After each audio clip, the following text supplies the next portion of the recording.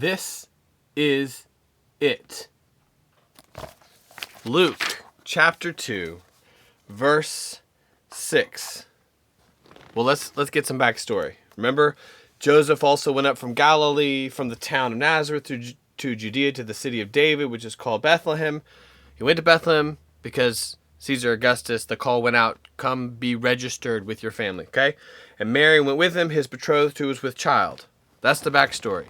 She's very, very pregnant.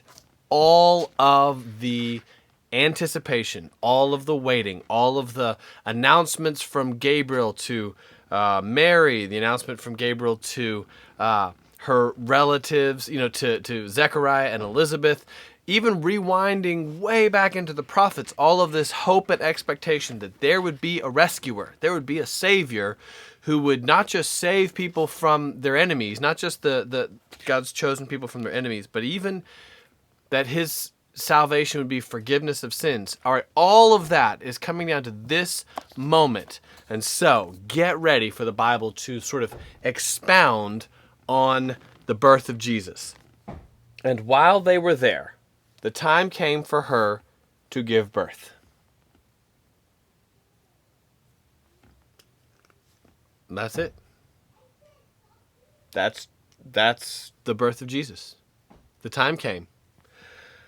I mean, what was it like? What was the birth like? What were the circumstances? How was she feeling? What was her emotional reaction? Who was around? Was there any help? It just... it doesn't say.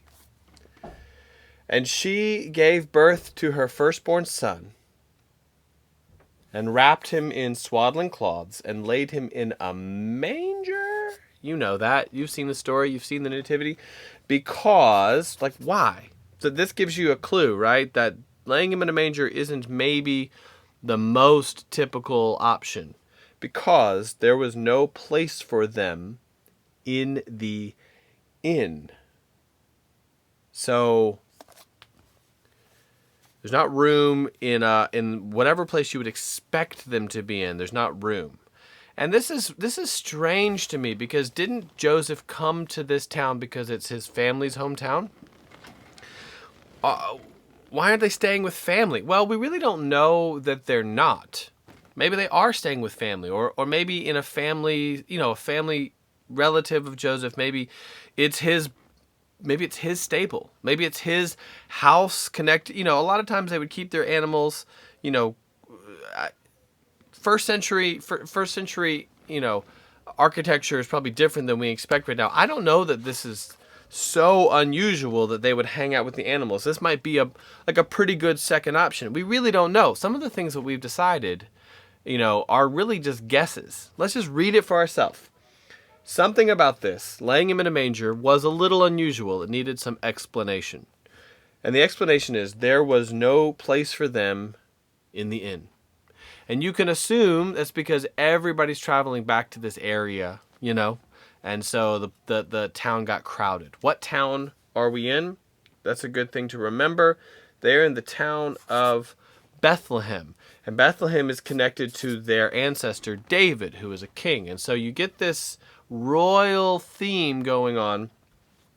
Verse 7, she, that's Mary, right? Mary gave birth to her firstborn son, wrapped him in swaddling cloths. So what's he wearing? Swaddling cloths.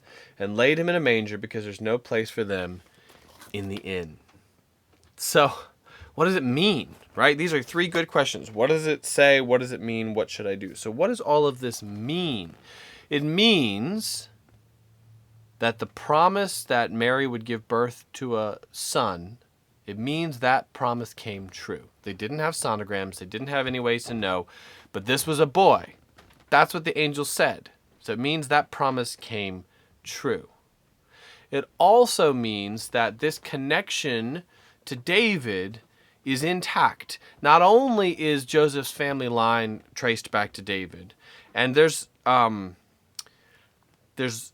really interesting ideas that later on Luke is going to give a family line, and a lot of people believe that family line is Mary's, although we really are guessing there too, but a lot of people think that it is Mary's. Okay, that also traces back to David. Now, not necessarily they don't have the same parents, it's not that type of, strange first cousin relationship. No, but they're in the same basic batch of the people of the Jewish people. Like, they're connected to David. And so that promise is coming true as well.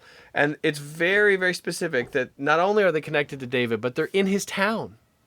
That's a big deal, that they're connected to the town where David was from, and a lot of the promises that God would send a rescuer, that God would set up a kingdom, and that kingdom would have no end. That's what the angel had said to Mary. And here they are in David's own hometown, his place of birth. And this baby is born, the baby is healthy. Back in the ancient world, like, babies didn't always survive, right? We're 2 for 2, right? Baby John survived, baby Jesus survives. And what should I do? What should I do? Well, I think that one really important thing to do is to keep reading. What is going to be the evidence that this is a different kind of birth, right? So far, it's a little strange because she traveled when she was 9 months pregnant, and she gave birth laid the baby in a manger. So this is different a little bit, feels like. But what else? What else is going on? Keep reading, keep looking, come and pay close attention to the things that are going on surrounding this birth. And just let's kind of separate out what does the Bible say versus all of the traditions of things that this picture we've got in our mind. Let's kind of put those things aside. We don't know the details. We just know that this baby was laid in a manger, so some connection to animals, and not in the inn or the rented place where they would have assumed this baby would be born.